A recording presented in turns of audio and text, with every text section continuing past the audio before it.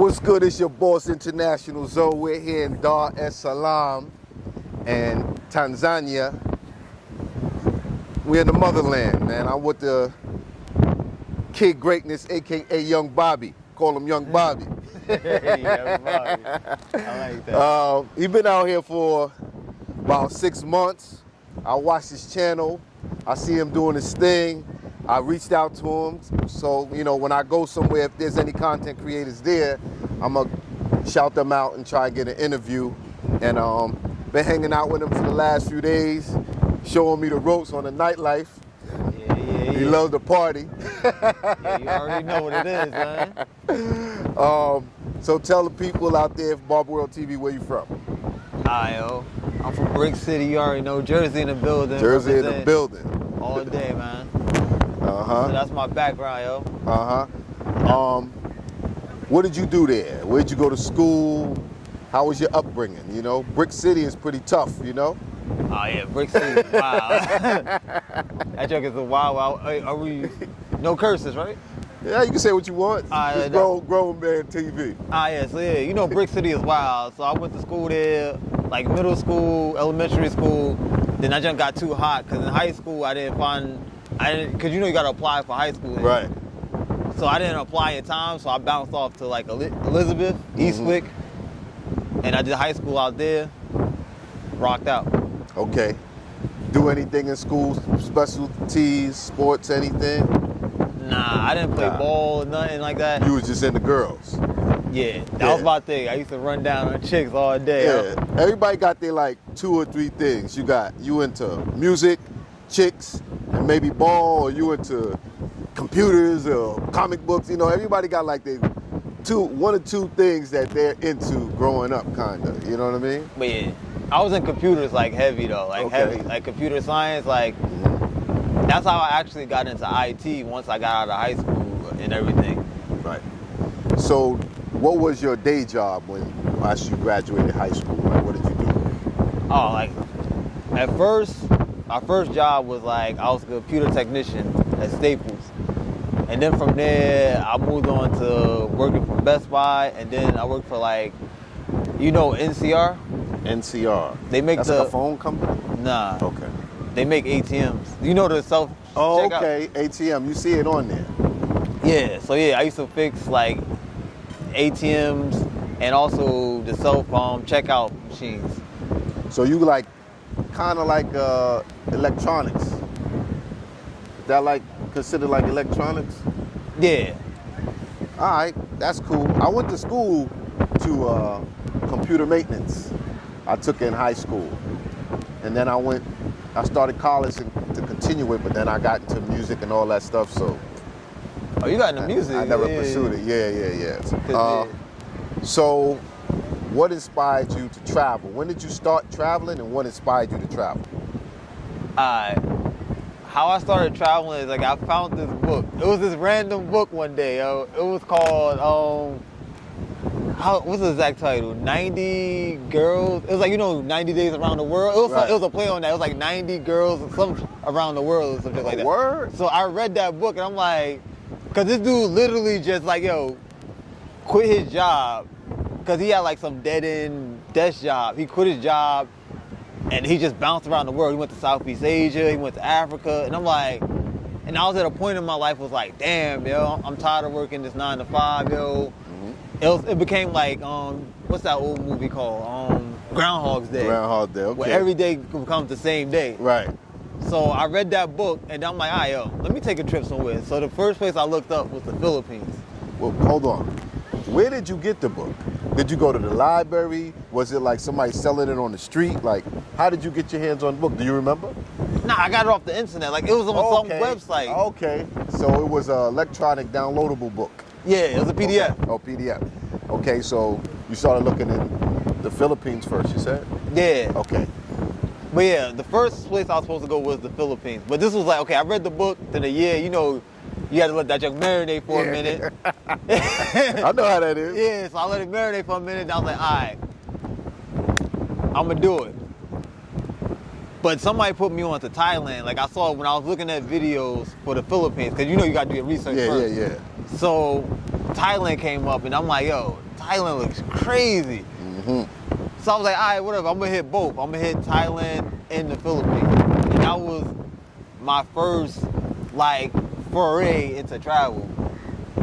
So did you go to the Thailand first or the Philippines? Now I landed in Thailand first. Okay. Now, Now, most people know travelers. It's like Thailand is like the top of the food chain. It's almost like you're supposed to graduate to Thailand, not start in Thailand. So you kind of started at like one of the #1 travel spots for men, like, you know. yeah. How was that? Had you ever been anywhere before? Had you ever been out of the country before that? Yeah, like I consider like Thailand my first travel, but okay. I made other little trips. Like, okay, I've been to Canada. If you want to say that's like our first international trip. Right. And I spent 1 day in Haiti because like I did a cruise. Okay. But I mean, I don't consider that like traveling though, because like yeah. you feel me? This Like, is more like you got on a plane, you took a 20-hour flight Yeah. to somewhere you've never been before, and you don't know that much about, don't know the language. Where did you go first in Thailand? Oh yeah, I dropped off in Bangkok. Bangkok, yeah. Bangkok, I spent the majority of my time in Bangkok. Okay. Because I know, Thailand, most people when they think of Thailand, especially like tourist stuff, they think about Pattaya. Especially like for the brothers and all that. Right. They love Pattaya. Right. But I'm the opposite. Like, I love Bangkok. Right. What's the differences between, let's say, Pattaya and Bangkok? Pattaya is basically just one big, like, red light. It's like the adult Disney World. It's one big red light district. Right. The history of Pattaya that's what created Pattaya. During the Vietnam War, people needed somewhere to relax. So you used to have the girls come into the beach and all that, chilling, and that's how Pattaya formed. Then people started making bars and all that. That's why it's like adult Disney World. Okay. So what's the difference in Bangkok? Bangkok is like the major city. Like Bangkok is one of the most visited cities in the world. Yes, it is. So you can find everything in Bangkok. Like you want Mexican food, you want to find authentic like Jamaican food. Right. It has everything there. It's the capital city, right? Yeah, it's the capital. So you can find everything there, and it's like so convenient. Like the cost of living, the weather. I feel like Bangkok is like one of the best cities to live in because you have all the amenities of a city like New York City or London for like 30% of the cost. Ah, okay. I only passed through Bangkok. I didn't get a chance to stay there and explore it. You know, like most people, I landed there and took a taxi to Pattaya. Yeah. Okay, so how long did you stay on your first visit? My first visit, I spent a week in Bangkok, or a week in Thailand. I spent 1 day in, most of that was in Bangkok, 1 day in Pattaya, then I went to the Philippines. Okay. You jump all the way in. Bro, I don't care, bro. How do you like the Philippines? Now, the Philippines I feel like I really didn't experience the Philippines like how I experienced Thailand, because like, I didn't do that much research on the Philippines. So when I went there, I stayed in Pasay City. You know Pasay City, right? No, I only been into Manila, Angeles City, and I went to Boracay. Well, yeah, Pasay City is not that far from Manila. It's actually part of Manila. Okay. But it's not like Makati. Right. So yeah, you outside of town. So, but I did hit some of the nice spots over there. But the Philippines is like, I think the Philippines are beautiful, but it's more gritty compared to like Thailand. Poorer, yeah, it's poor.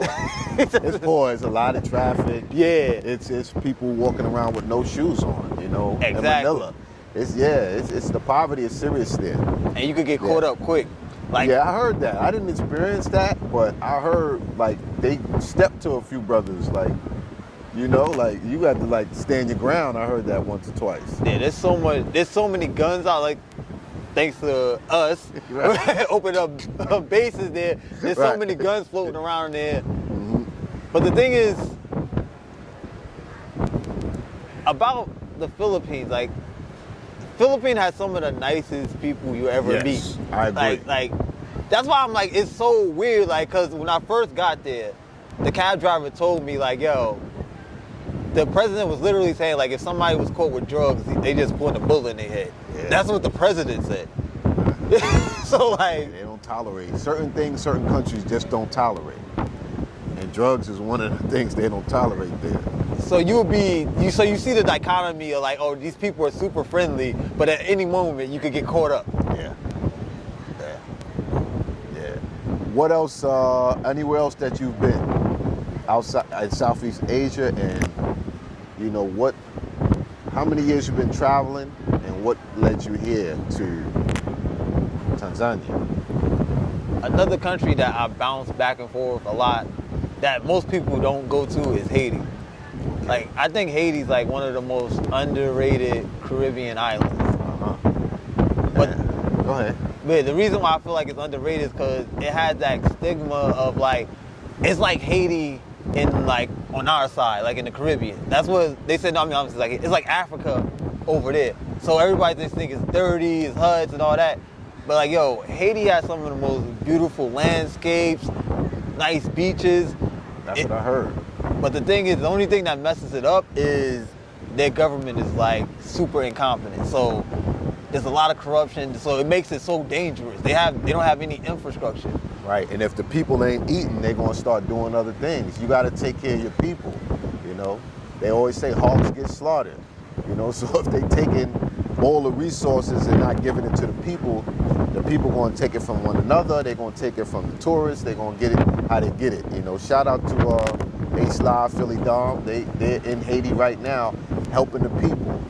Those are two Haitian YouTubers, content creators that are friends of mine, I consider. And they're showing some of the parts of Haiti that's beautiful. And, you know, I feel you on that. I have yet to go myself, but yeah, Haiti, like my man Philly Dom said, Haiti to the world. Yeah, shout out Philly Dom. He always comment on my videos, though. Shout out for all the people who think I'm Haitian because my name is Zoe. Yeah. International Zoe.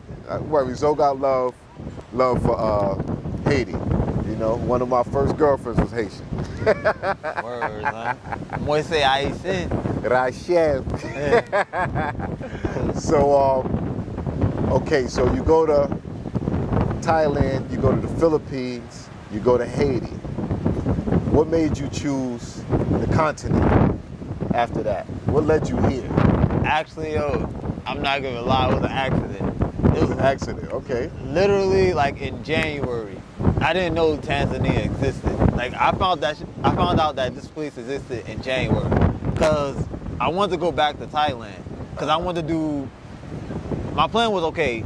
I figured the whole situation to be over, right, so I could start making moves again. Right. So I was gonna go Thailand, this whole Southeast Asian tour. Right. Me too. Yeah, exactly. But we should do that. So we should link up. I'm down. When it open up, let me know. But yeah, so as soon as I booked my ticket, lockdown. So I was like, I still got a ticket already. I was like, all right, where can I transfer this to? Seeing the countries I was open, Tanzania. I always wanted to come to Africa. I always wanted to explore. So I said, yeah, let's do it. I'm going to Africa. Tanzania, did like a little bit of research, bro. That's what I was going to ask you. How much research did you do? Bro, I watched I think 4 YouTube videos. Right. And just say, okay, what's the most dangerous areas in Tanzania?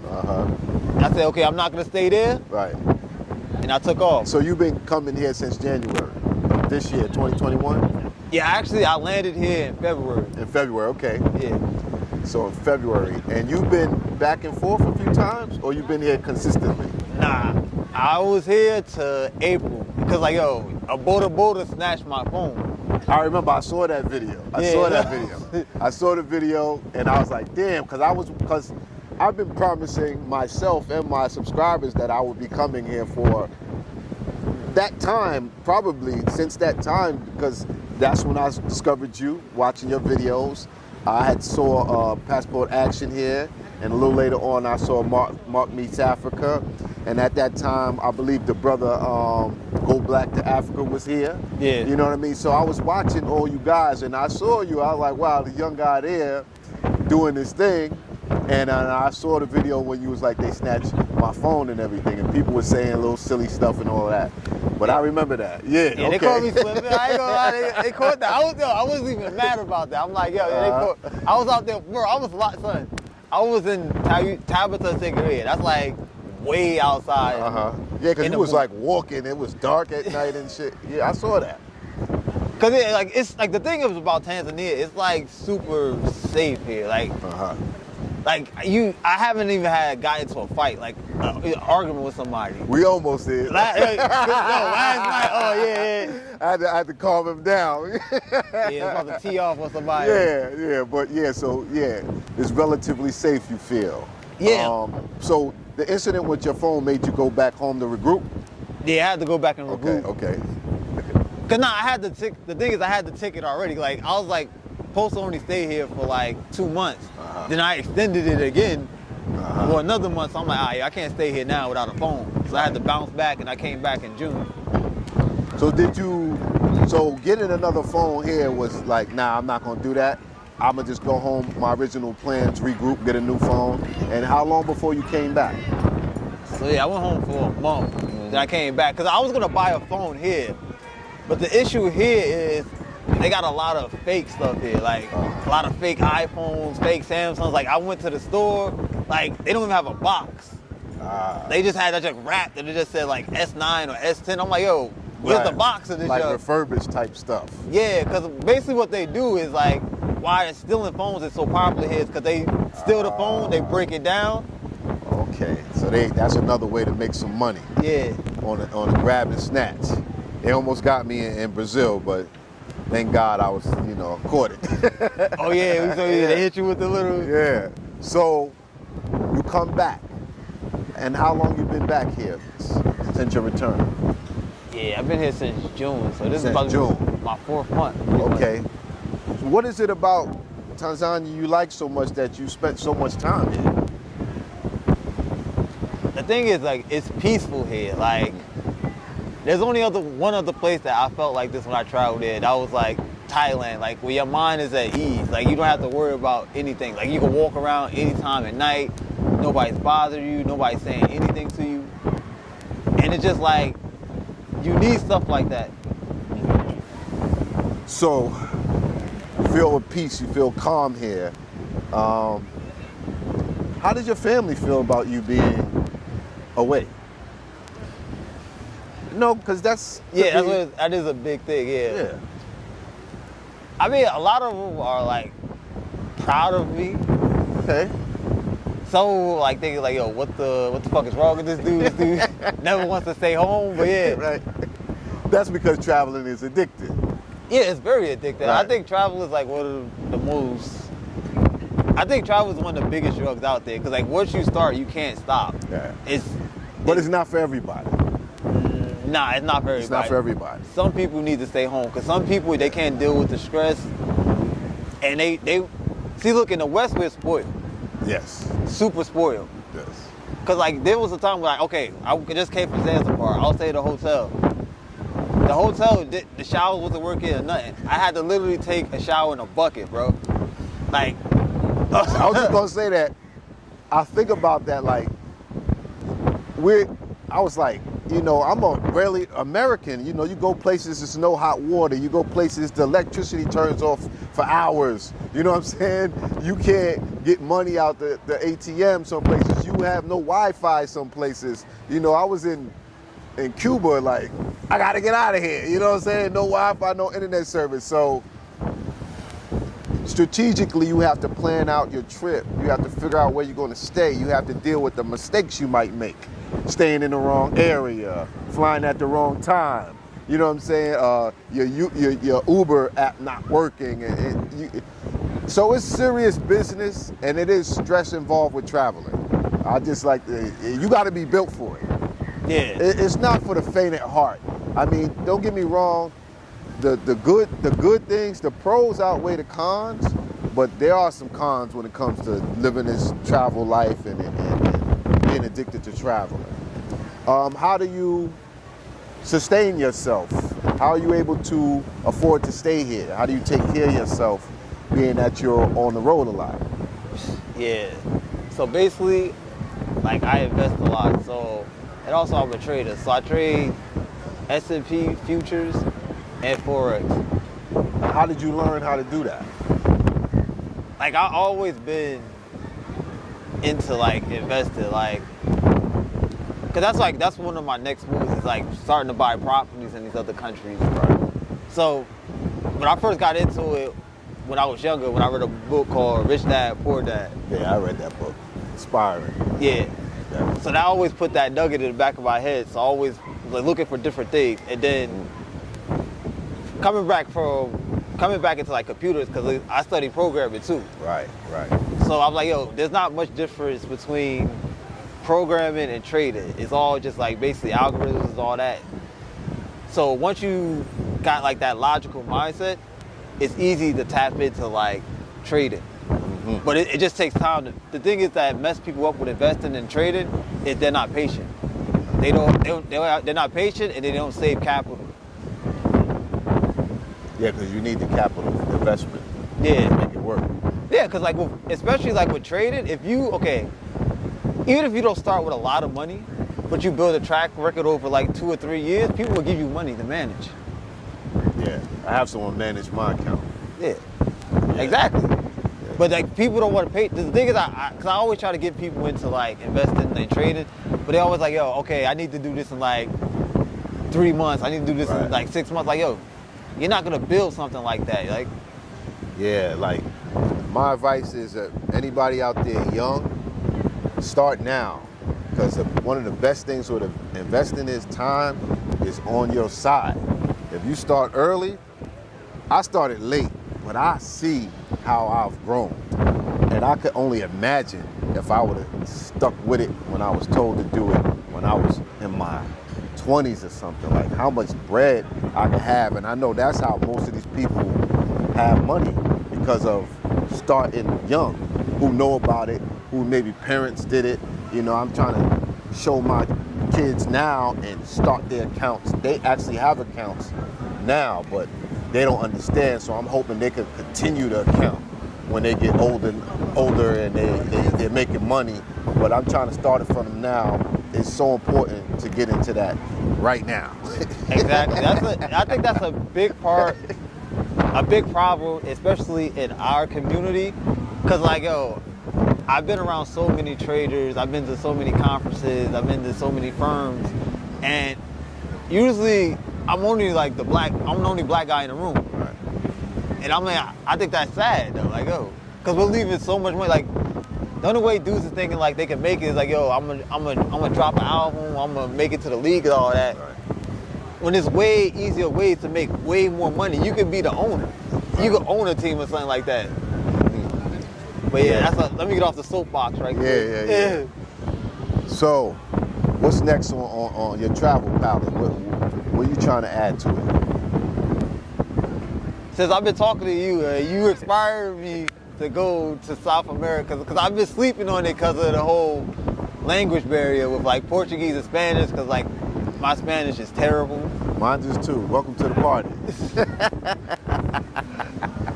And I still make it happen. I still make it do what it do. So don't let that stop you. Don't let that stop you. Yeah, so I want to do that. I definitely want to get back to Asia. Because Asia's so big. Like, I'm trying to hit Laos, Indonesia, Cambodia. Yes. Let me know. I'm down. Yo, yeah, we in there, bro.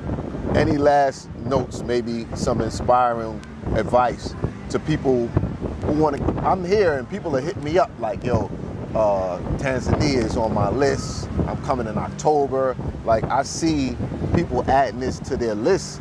So through, I guess, the YouTubers and content creators, this place is becoming more popular because people have been hitting me up since I've been here saying either they're coming or thank you for inspiring them to want to come here now. And I ain't even put up that many videos yet. Yeah. You know what I mean? I haven't even been to Zanzibar yet. And people are already saying, I want to know about it. I'm looking forward to your content. And and I'm coming. Yeah, as far as like, even just Tanzania and East Africa in general, it's like uncharted territory for, because it's not that much information out there. Because when I was looking for information on Tanzania, I couldn't really find, like, I only found like 4 videos that was actually useful. Mm-hmm. That was one of the reasons why I actually started like my channel over here, like Right. uploading videos. I'm like, yo, nobody's talking about this place, and this place is amazing. Right. Make sure y'all check out his channel, Kid Greatness, on YouTube, and Yeah, Kid Greatness. That's one word, because there's 2 Kid Greatness, no Okay. space. Kid Greatness, one word. and through his channel also inspired me to come here, and he definitely helped me out, showed me around. I had somebody to hang out with, you know, bounce ideas off of, and reach out to him if you have questions about Tanzania, more so than me. And I understand what you're saying about the place. There are some videos, but I think people might just show what they're doing and where they went, and they leave out details. They leave out the name of the hotel, how much the hotel costs, the name of the club, you know what I'm saying, how much it costs to get in, where it's located. And you know, I try to add those details when I cover a place so people could, you know, not feel so bare when they get there. And I've seen videos with not much information, you know what I'm saying? Like, yes, they're here and people are doing things, and maybe that thing is talking about real estate, maybe that thing is talking about the black experience in the motherland, but I think they leave out detailed information where people that want to visit here, and they still don't know where to go after they watch your video. Yeah, exactly. So check out Kid Greatness, young brother doing his thing, traveling. One of the guys out here, he made his mark here, you know, more so than anywhere else he's been. He made his mark here in Tanzania. Yeah, And it was definitely inspiring to see young guys here. I'm like, wow, the young guys is out there, and you was here for long enough to be like, oh wow, you know, I'll watch in the beginning and I'll see how long it's gonna take or how long you're gonna stay. And then when you came back, I was like, wow, he's serious. And then when I reached out to him, he's like, yeah, I'm still here, you know? So that's dope, man. Yeah, man, I appreciate it. Yeah. Appreciate And you is it the same on Instagram and your other social medias? Nah, the Instagram is That Kid Greatness. That Kid Greatness DAT. on IG, and Kid Greatness on YouTube. So check them out. The sun's going down. Excuse the wind. It's a little windy out here. We right on the water. Yeah. We at the Sea Cliff Hotel. Sea Cliff Hotel, one of the nicest hotels in Tanzania. We had a beautiful meal, and check this out. It's beautiful over here. Yeah, It's one of the 5-star hotels here in Tanzania as well. Yeah, thanks. I appreciate you having me on your channel, bro. I appreciate all love, yo. For sure. All right, now, stay tuned. Barber World TV. Peace. 1.